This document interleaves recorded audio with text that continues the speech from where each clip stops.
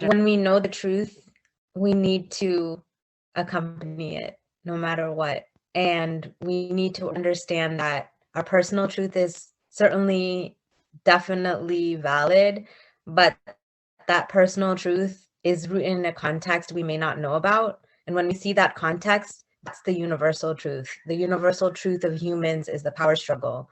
And when you see how power is operating and allowing you to have your personal truth, but how that personal truth can be actually violent to other people, that is the universal truth. And we want to break out. And no matter how hard it gets, we need to be able to walk with that universal truth. So it's rough work. There are people doing it. Find community, keep at it. And at this point in the world, we have to do it all. Like, we don't have an option. We really don't. Yeah, it's a complicated place when you have oppressor identity as well. I don't have work with white people, but I choose to, because I definitely know that there needs to be accountability in anti-racist white groups. And it is like hitting your head against the wall. So like, what I'm trying to do is organize white folks so that they can organize themselves, so that when BIPOC are ready to, work with them, that they take that opportunity and take it as sacred, because like, we're noticing something that they need to fix, especially in anti-racist spaces. Boundary violations, very little understanding what boundaries are, and the way POC understand boundaries is really different from what white people do.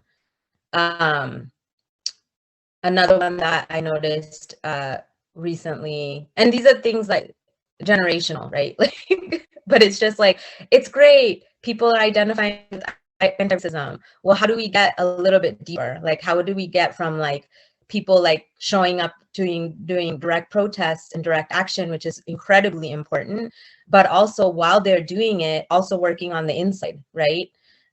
Because you're still going to show up. These are things that are so deep in us that we're going to show up that way if we're not checking it actively. So, part of this is